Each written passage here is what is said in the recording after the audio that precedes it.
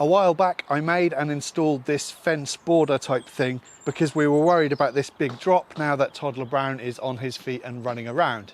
And that's been working great, but the trouble is these steps are also quite dangerous, so we'd like to find a way to seal off this top part of the garden to keep Toddler Brown away from the dangerous bits. So what I'm thinking is some kind of gate here, some kind of fence along here, and then over here I'd like to reintroduce some greenery to replace what I removed when I built the garden room. So I've bought 7 of these things, which are called golden privets, I believe, and to fill the space at the back I have a water butt to install, and that's because I also want to add guttering to the garden room. Without gutters, rain was just dripping off the roof, hitting the floor, and muck was splashing onto the bottom of the walls and also onto the deck. Now, I'm not much of a gardener, but I think I should be able to handle this, and power tools certainly make it a bit more fun. I'll leave a link to this big auger bit in the description box below. I put a bit of compost in the bottom of the hole, and then I can pop in the privets.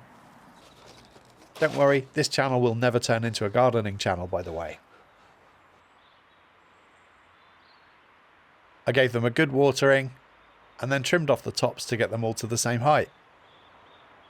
And hopefully they survive. Now to get those gutters installed.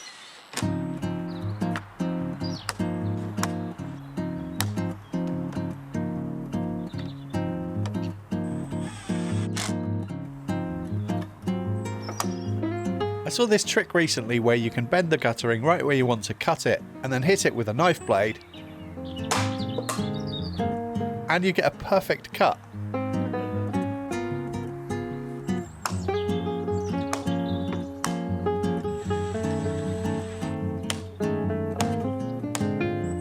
This old slab is going to be the new base for my water butt.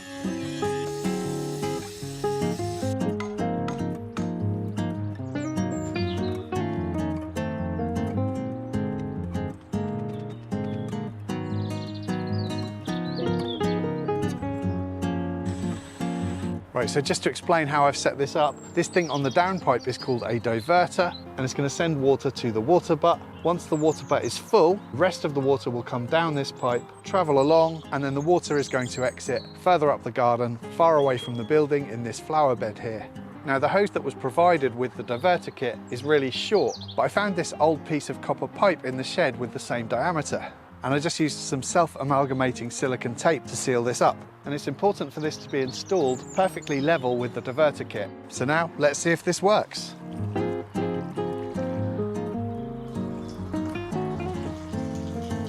Excellent. Right, now down here, I'm pretty sure I've got some old salvaged posts.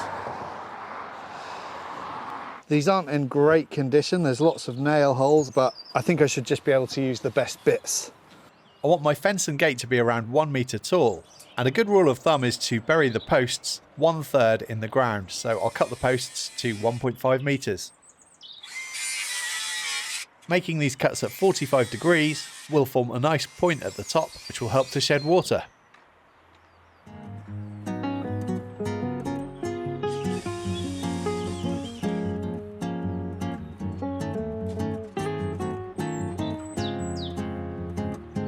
I've got some of this bituminous paint left over, so I'll use this to coat the bottom of the posts.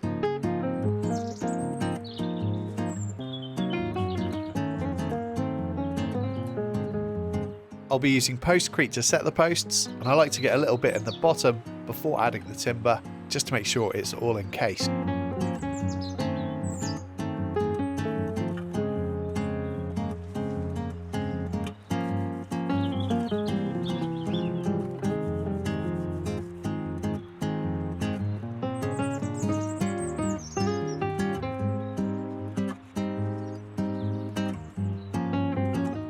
I like to form a slope around the bottom of the post to help the rain run away from the timber.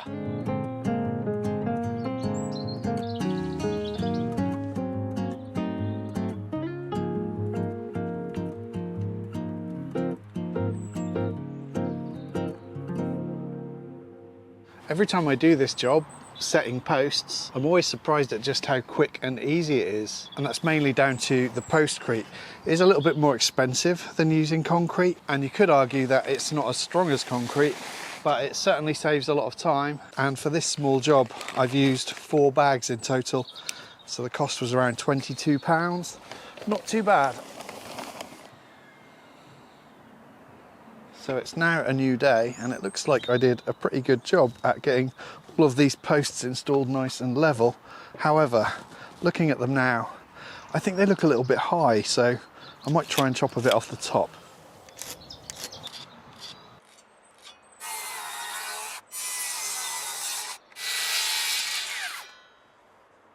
Yep, I think that looks a lot better. Now I just need to figure out what materials to use to make my fence.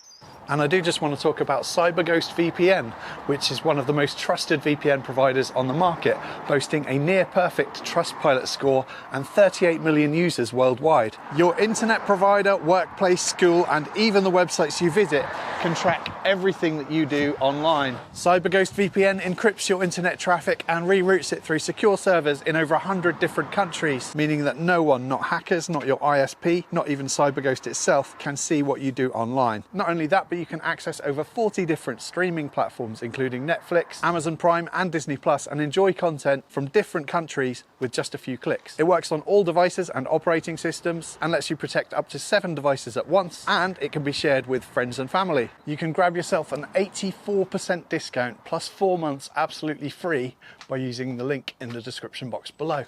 There's a 45-day money-back guarantee and 24/7 support, so you can try it completely risk-free.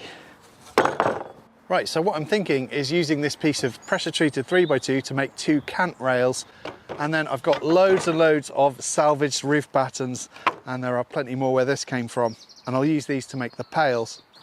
If you don't know what a cant rail is, it's basically just got an angle cut to one edge to allow rain to run off it. It's commonly used in fencing. So after cutting the rails to length, I'm going to rip that angle. And I'll need to take this in 2 passes to take it easy on the table saw motor.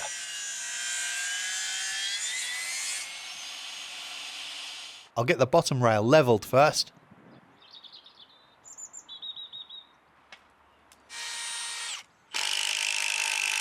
And then drive in some long 150mm concrete screws, mainly just because I didn't have any long timber screws. But for me, they've always worked great in timber, and they are very heavy duty. Then I can decide the length of my pails, and I want to leave a decent gap above the ground to avoid any moisture transferring when the grass is long. First, I cut clean ends onto each batten, and then I angle the saw to 45 degrees and line up where I want to make the cut. And then I'm going to set up a really simple stop block to allow me to make a cut, flip the piece 180 degrees and make another cut to form a nice point.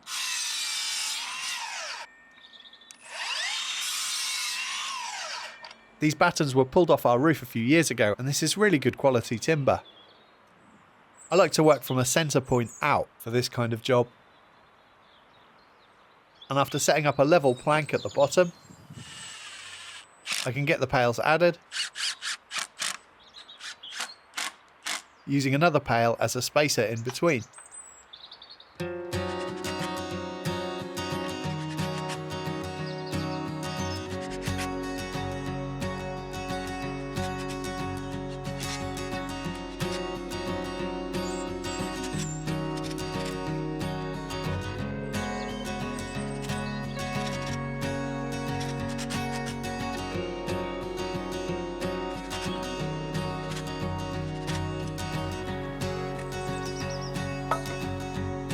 Now time to make the gate, and I have some of these wider 50mm pink roof battens, and these will be good for the rails and braces. This might look odd now, but after a few months this pink colour will fade to grey.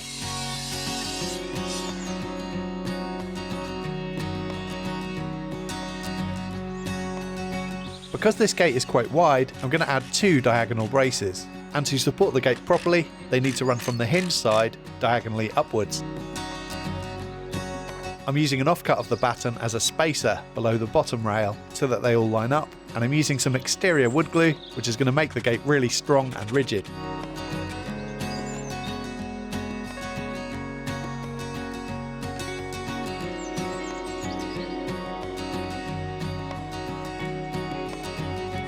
And then a quick sanding to remove any splintery bits.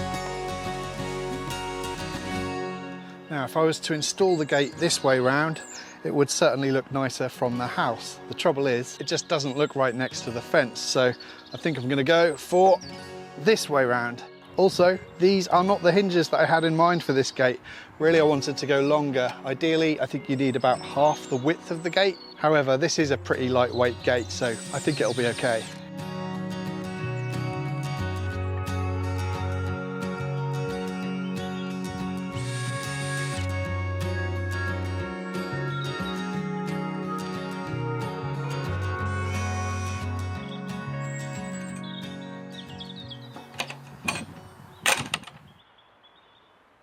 Regular viewers will know I'm not much of a fan of wood preserver because I don't believe it works very well. I've got a video all about that which I'll leave a link to in the description box. But I had some in the cupboard and it is recommended to use this on pressure treated wood where any cuts have been made.